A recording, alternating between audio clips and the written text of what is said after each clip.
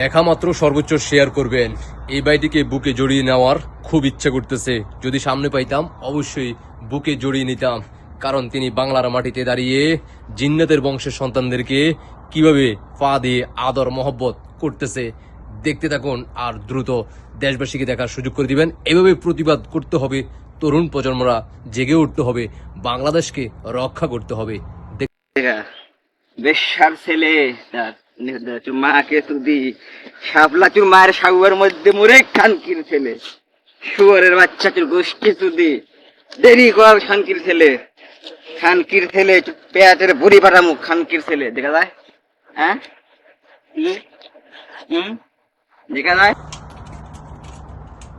ধন্যবাদ, সেলুট ভাই তোমাকে।